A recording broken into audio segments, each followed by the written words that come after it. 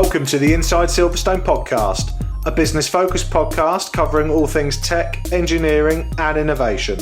Hosted by me, Chris Broome, a huge tech, motorsport and gaming fan, and also the owner of Longhurst, a firm of lifestyle financial planners and independent financial advisors located in Silverstone, Northamptonshire. This is a series of unscripted and unpolished conversations with leading business owners, thought leaders and high-tech talent where we discuss their experiences within the Silverstone business and motorsport region. We will also be asking them to share their knowledge, insight and their thoughts on the future just for you. If you're looking to learn more about the Silverstone high growth region and commercially connect with like-minded peers, you've definitely come to the right place. Welcome to Inside Silverstone.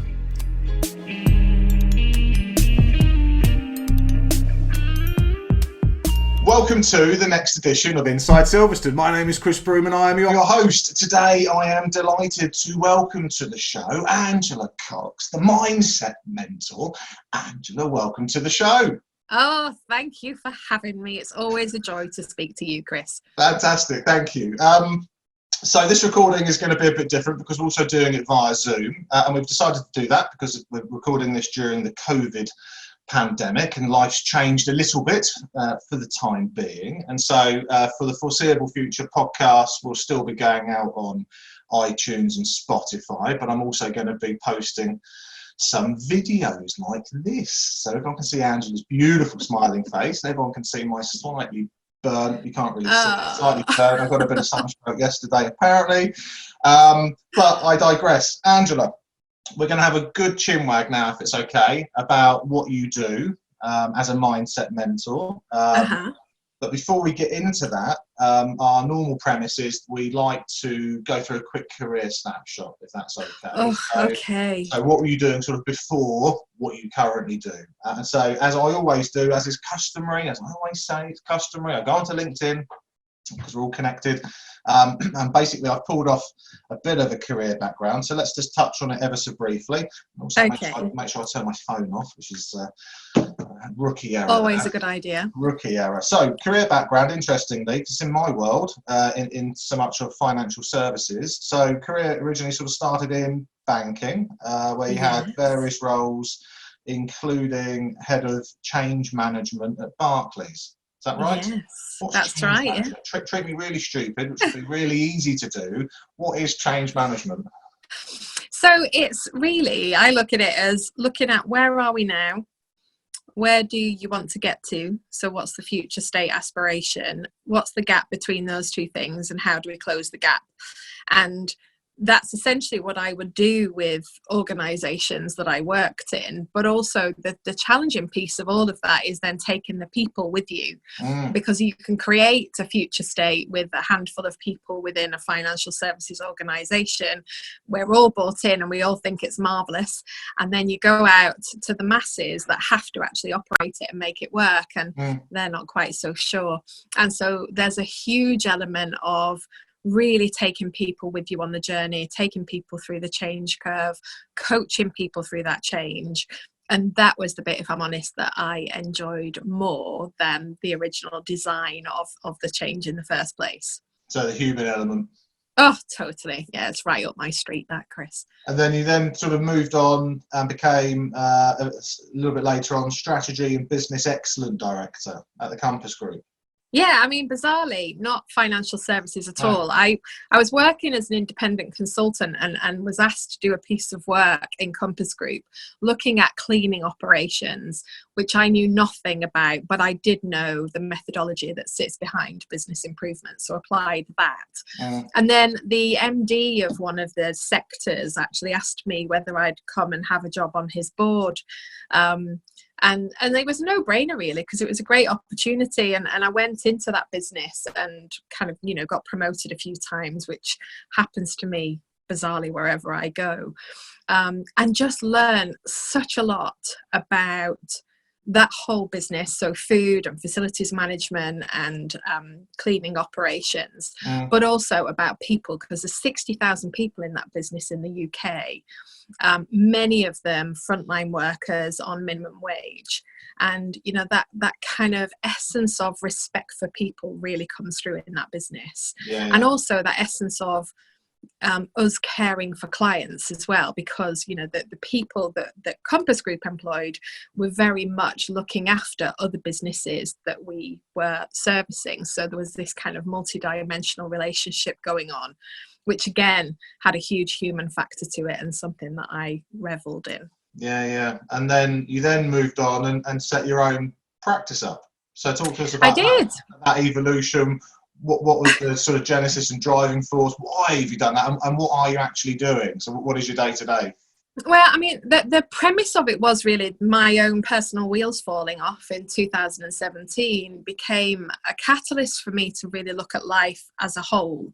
And one of the things that I recognised was that whilst I'd been very successful in my career and kind of got to the top really of organisations, I was lacking something, and that something was that belief in myself and my ability. And I think it was very much aligned to the fact that I wasn't doing what I needed to do to feel like I was being true to myself. And so when I reflected on that, the thing that I enjoyed the most about my roles, as I've said to you before, is that kind of human connection. And the higher I was going up in the organizations, the less of that I was being exposed to. And so I very much kind of looked at what was it that I wanted to do. I enjoyed coaching more than anything else. And so decided to come out.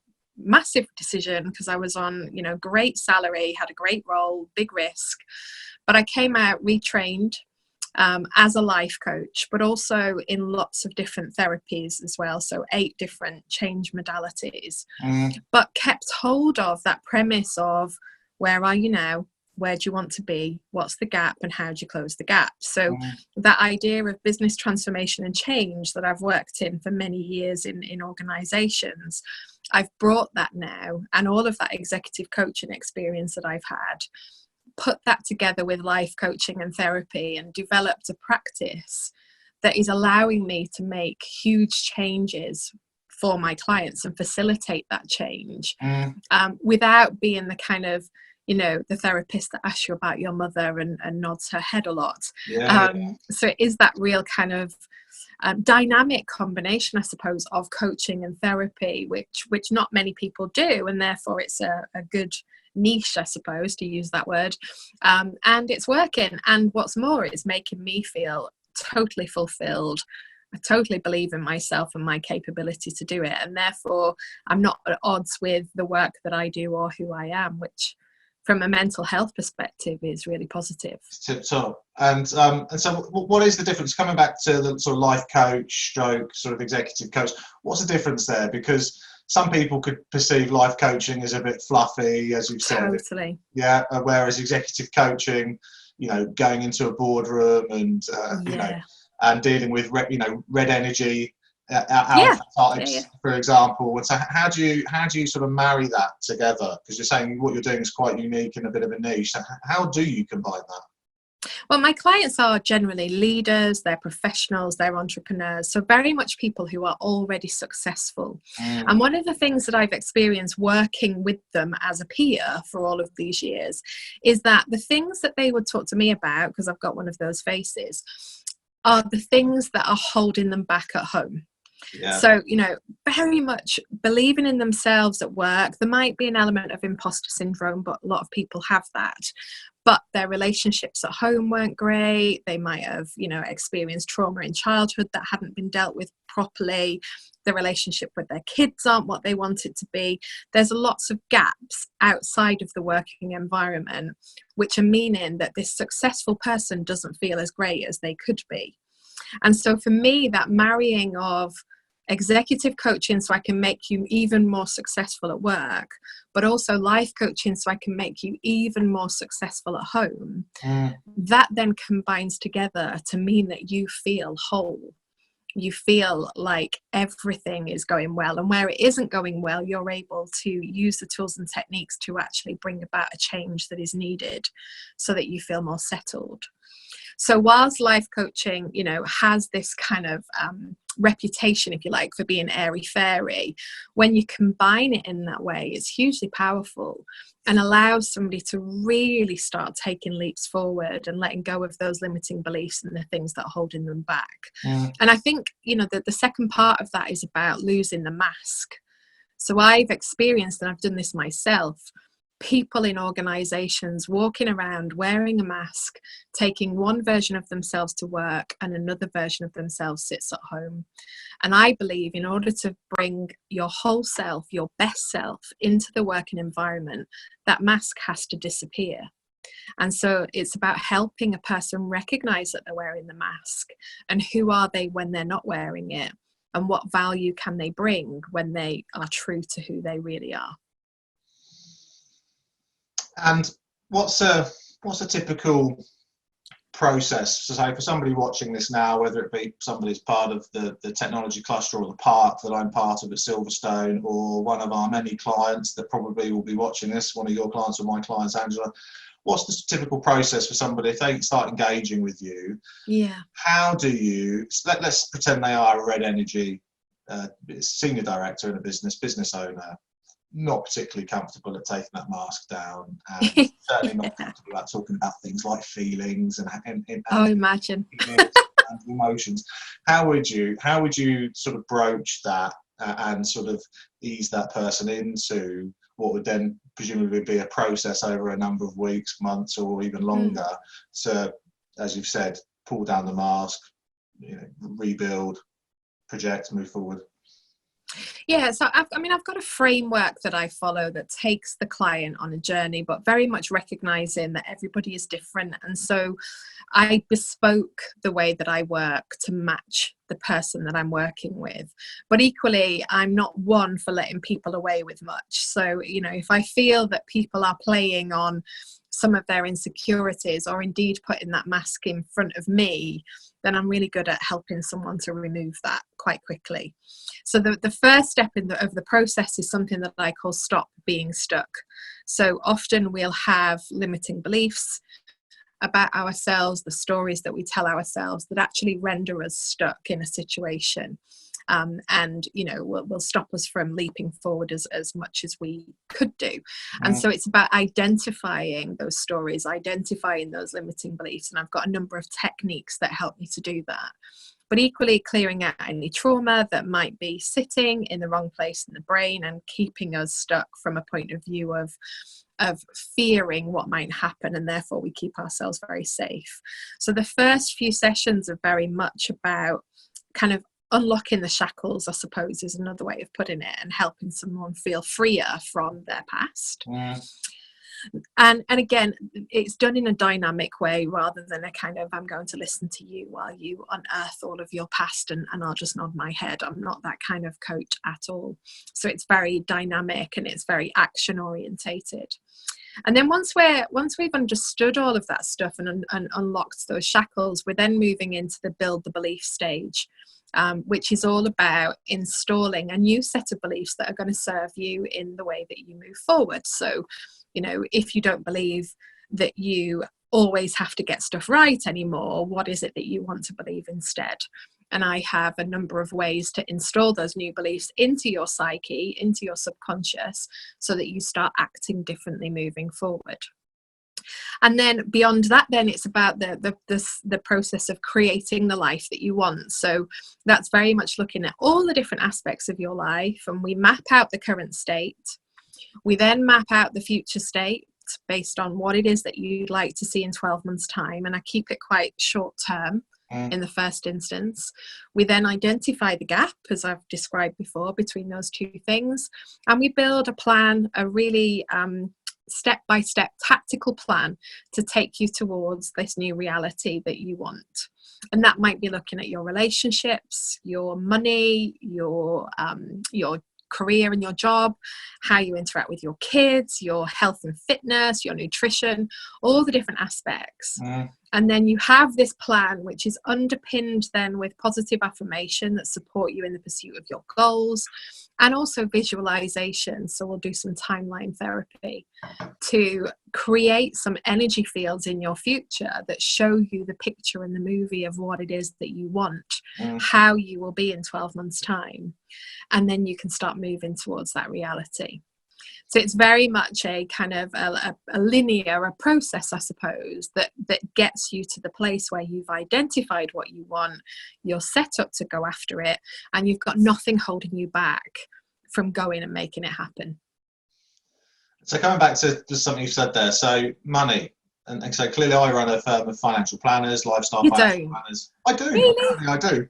So I'm obviously going to jump on the money bit because, as you know, we're completely human focused, and you and I have been in conversations for the past year or so about, is there a way that we can integrate our services together? Because quite clearly I'm having conversations with people about not just the next year, but multiple decades of, you know, what matters most to them, you know, what type of legacy do they want to leave behind, and not just financially, and clearly emotions and feelings come into that, and not just current feelings about money, but also, you know, what was money like growing up, for example, and how is that anchoring some of their decisions today. So presumably that's something you cover, that's something that comes up when you're talking to people about relationships. And right now, during, where are we now? It's April the 6th, my brother's birthday. Happy birthday, Dave.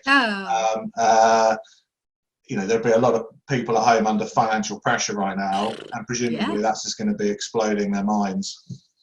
Totally. And, you know, a lot of this comes down to the conditioning that we experienced as a kid. So, you know, certainly in my household, those ideas of money doesn't grow on trees was a big thing. And therefore, you know, you take that on as one of your stories, and it creates what we call the lack mindset.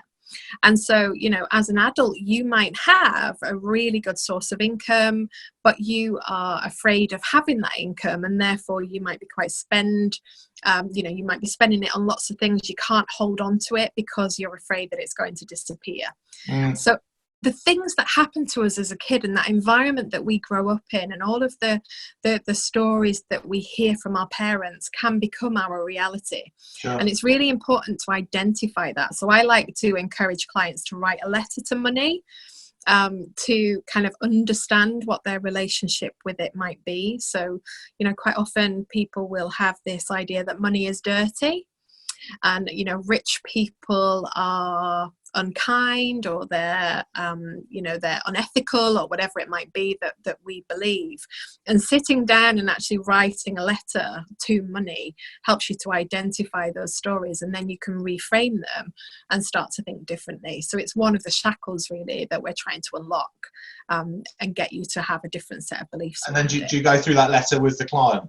Yeah. So I do this with a number of different things. So, you know, it's where I get them to identify their self-talk in this way as well, because that again unlocks their key stories. And then it's about, how do we reframe so that we can start feeding the subconscious a different reality? Because that's what we want to get to. If you have a belief that money is dirty, that will be underpinning every single decision that you make.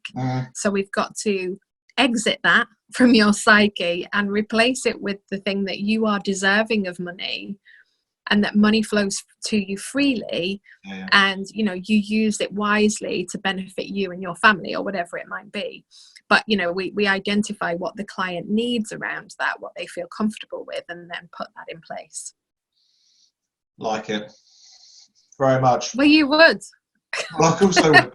Well, my earliest memory, and I write about this on our website, so on our Reason Why page, why we do what we do here at Longhurst, you know, I share my story, and I decided to be brave enough to share it. And my memory was growing up was, you know, my father always saying to my mother, you know, we'll always be okay, you know, and my dad, you know, was sort of director, middle level type management, earned well, you know, changed his car every 3 years, some holiday every year.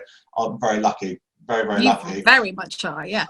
But you know, my mum grew up fearing that they didn't have enough money until she died, ultimately, and that then installed a poor savings behaviour into my brothers and I, certainly into our sort of 20s or early 20s, until we independently realised, certainly for two of us, that actually it was because of how we've been raised and what we were listening to and watching other people's behaviours, or more so our father's behaviour, that we had that. And certainly with what I do for a career, that was so empowering to realise, actually, wow, until I get a grip of my own feelings and my own emotions and memories, you know, what good am I to anybody as a coach or as a financial planner?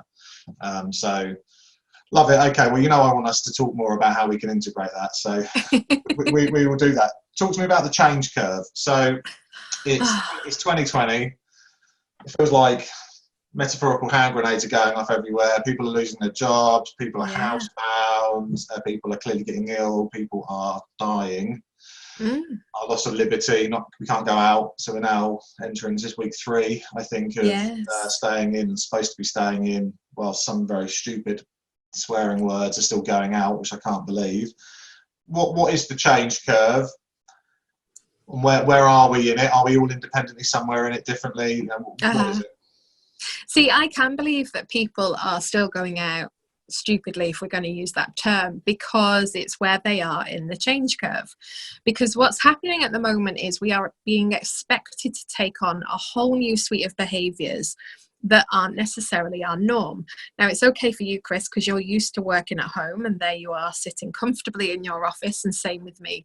But for many people, working at home is completely new and therefore a new behaviour that they're expecting to adopt. Homeschooling, new behaviour.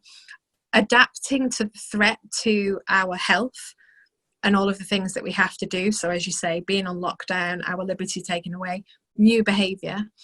Adapting to all of these new words, social distancing is a new behaviour that we need to do. So there are so many changes that have been imposed upon us against our will, and therefore the way that we react to that is going to be different for different people. And for any change that we go through, we experience this thing called the change curve. So if you've ever worked in an office environment and been asked to change your desk, you'll know what this feels like. If you've ever changed your wallpaper at home and for the first week decided that you hate it, even though it's just taken you 48 hours to put the stuff up on the wall, you've been in the change curve, because then a week later it's the best thing you've ever done, and a week later at work it's the best thing you ever did. The idea of the change curve is a number of steps that we go through to adapt to the change that's been imposed upon us. So the first stage of that is shock, where you can't believe what's happening, you're floundering almost because it's just so crazy. Who is this woman telling me that I need to move my desk? What on earth is she on about? I don't need to do that. Then you move down into the denial phase. So, think about the current situation where we might have been 3 weeks ago, 4 weeks ago. Coronavirus is just coming in on the periphery, and we're all going, oh God, no, this is such an over-exaggeration. It's so going to pass. We won't be on lockdown. We're going to be okay. We don't need to worry about it. A lot of us were there in that denial phase. Then you move through that and you get into anger. Oh my God, look what this is doing to my business. How dare the government say that we have to go on lockdown? There's hardly been any deaths. What's the matter with them? And all of that starts coming out. And we saw the anger coming through in the supermarkets, didn't we, when people were doing the stockpiling, and we had people kicking off with each other. Lots of old people with sharp elbows. Totally. That's the anger coming through in behaviour. Then we dip down into depression, and I know we were chatting last week and you were saying you'd gone into that low point. And it isn't depression in the sense of the word we all understand, but it is that very low point of, oh God, what's the point? And we might be staying in bed a little bit later in the mornings, and losing our motivation to exercise, which I know has not happened to you, Chris, but it does to many. And then as we've come through that low stage, what happens is we start to come up the other side of the curve, which is we get into understanding. Okay, this is what's happening. We understand why. We're starting to see the death count come up. We get it. And that helps us to then move through to acceptance stage, and then we can move on. So we are all going through this change curve, and the complication comes in that we all move through it at different rates. So those of us that have had more trauma in our lives, for example, might struggle to go through the change curve quickly, versus someone who has a more resilient landscape in their brain and therefore can adapt to change much more quickly than we can. And of course, you might be in a household with people that are moving through it at different rates to you. So you're there going, oh, it's so cool. And, your partner might still be in the denial phase, and that causes conflict.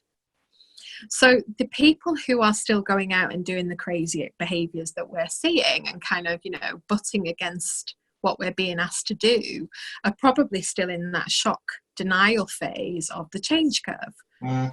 And the complication comes, of course, is that the change is changing every day. So, yesterday we were being asked to do one thing, today there's another constraint being added to that, tomorrow there'll be another one, and it keeps swinging us backwards and forwards. So you just find your feet and you're all cool, and then another thing happens that takes you back to the beginning. It's like a big game of snakes and ladders.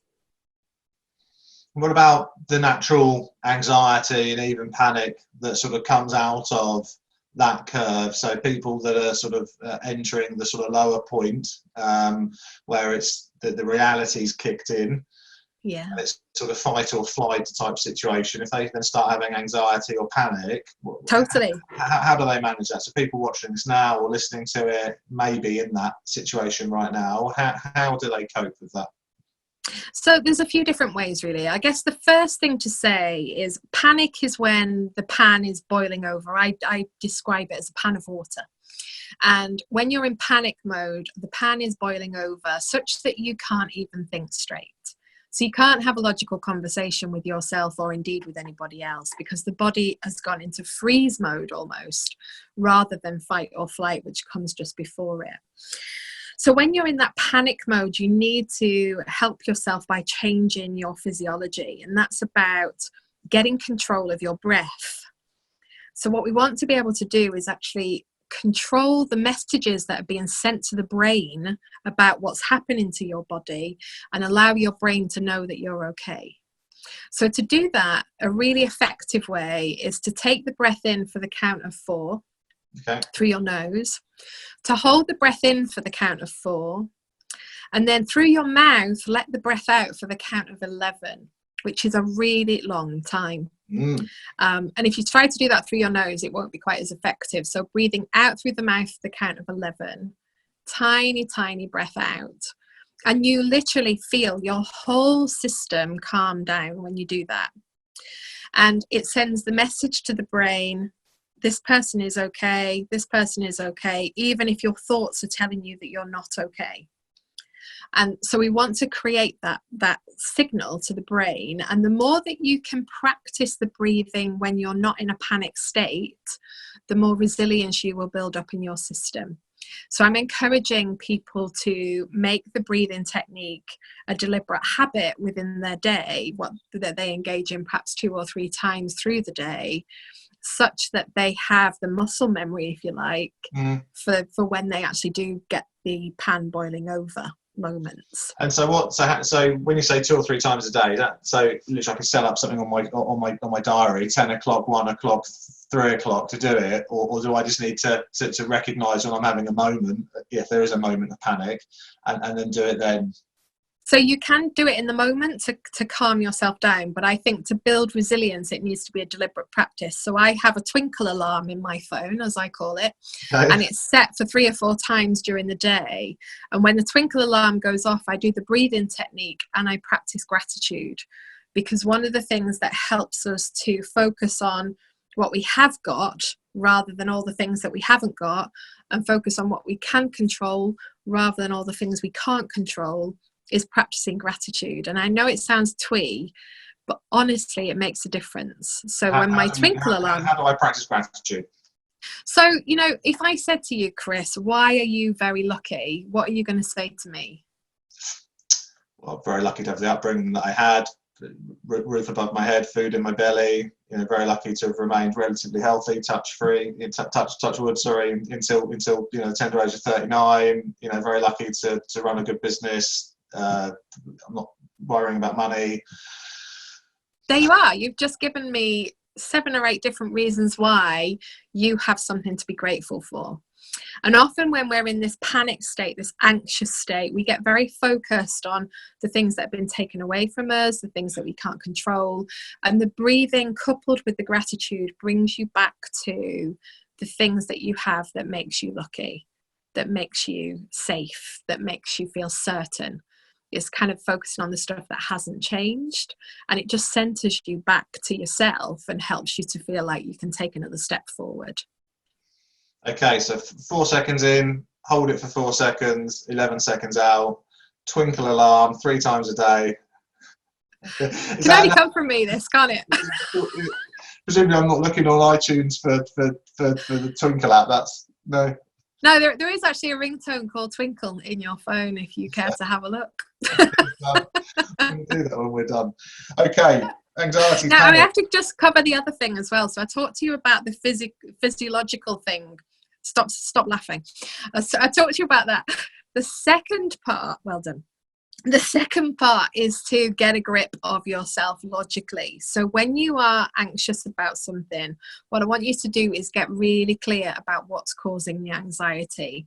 Because again, this is going to be different for different people, even within the same household. So in my household at the moment, my husband is fearful, I suppose is the wrong word because he's a bit laid back, but he's worrying about the fact that his income disappeared 3 weeks ago, and very much the man of the house likes to make sure that he's providing for his kids, worried about when the contracts are going to start again and what that's going to mean for us financially. So he's kind of there, whereas I'm kind of going into overdrive in terms of my dad's got coronavirus at the moment, and that's taken over from the financial worry and has become something really personal. So within our household, there are different fears and anxieties going on. And what's really important is that you get clear about what it is and then think about how you can build a plan to mitigate the anxieties around it. So if it is a financial thing, then, have a look at your finances. What can you save? We're all saving a fortune at the moment by being indoors. What can you cut? Are there subscriptions that you pay for? Can you cut down your Sky TV? All of that, practical stuff. How long can you exist for based on the income that's coming in now? And get really practical about it so that you can breathe again. Because when you're just in anxious mode, you stay stuck in the problem rather than moving into solution. And getting yourself into solution will help you feel back in control. What about self-talking? So giving yourself gratitude presumably is part of the self-talking. Yeah, so self-talking is my favourite subject because it is the thing I believe that absolutely disables us all the time. So it is the very foundation of our attitudes, our beliefs, our behaviours. And if it is poor and it is too critical, then it is absolutely one of those things that keeps us stuck. So tune in to your self-talk. When you hear that twinkle alarm go off on your phone, have a think about the previous few hours and just how many times you criticise yourself, just how many times you've gone into catastrophizing mode. Just how many times you've gone into black and white thinking.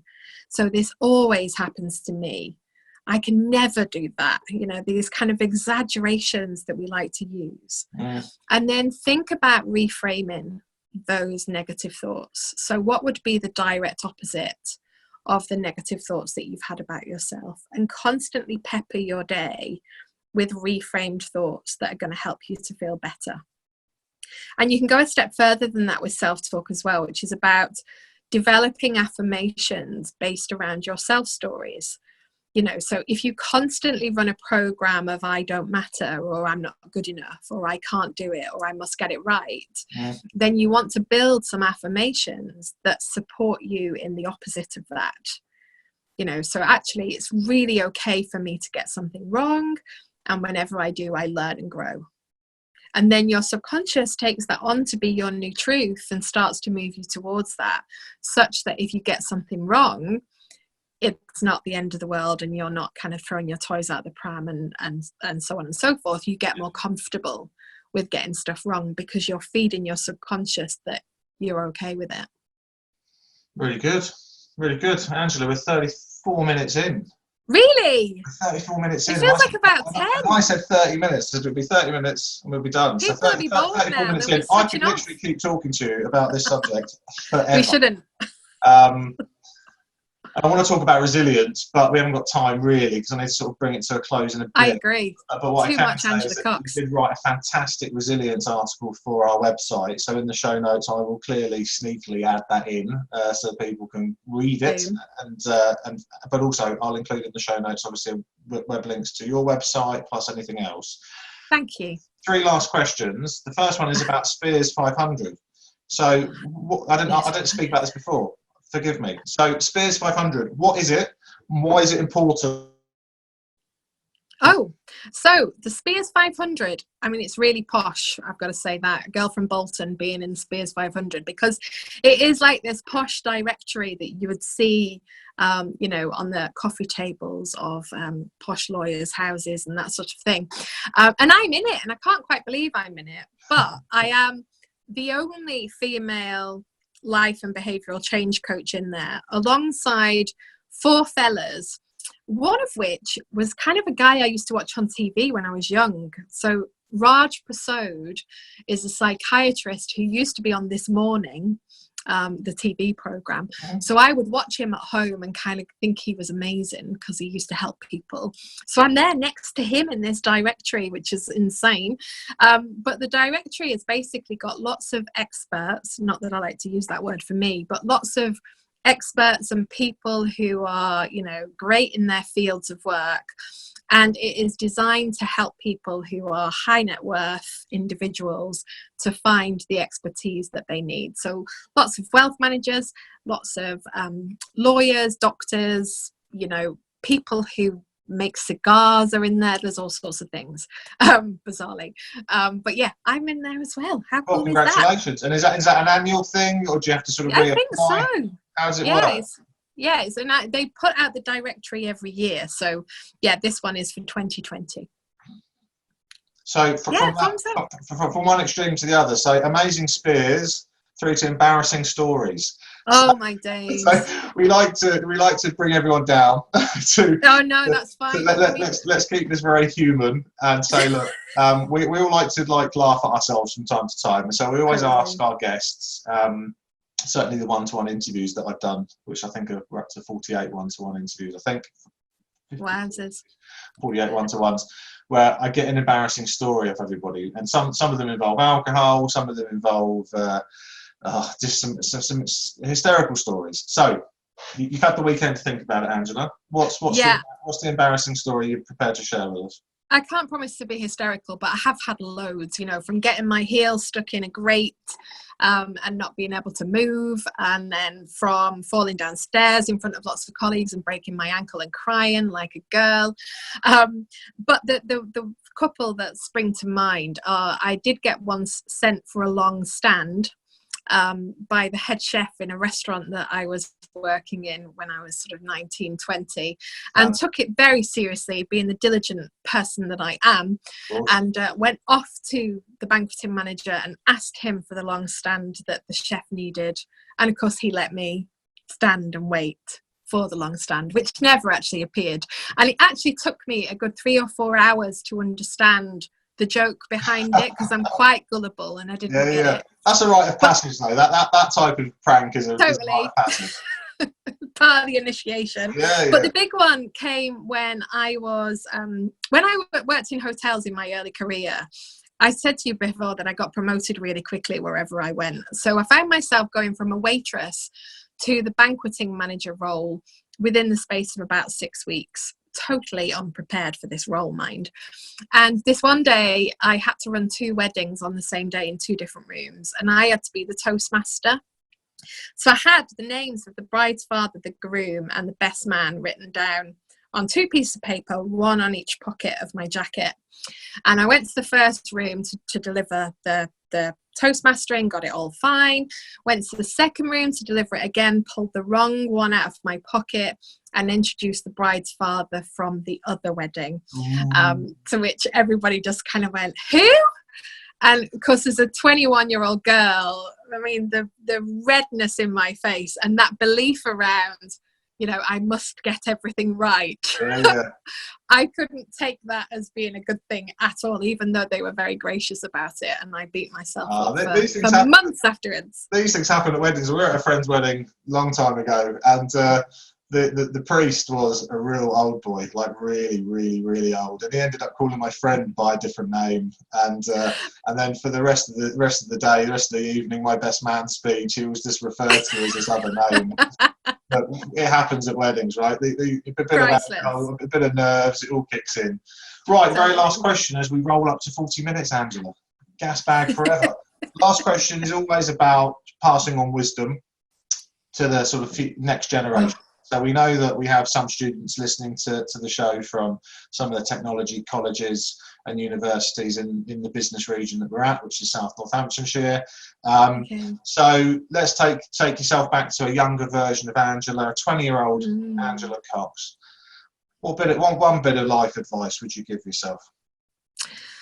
So I've given this quite a lot of thought actually over the last few years, and I think that the key thing is to know and be absolutely certain about the fact that it is only you that can decide whether you are good enough.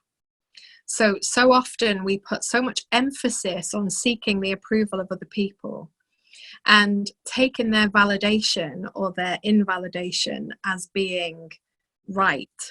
And, you know, that can really shape who we are and lead us down a path of feeling like we don't matter, of low self-esteem, of constantly striving to improve, which has certainly been one of my paths.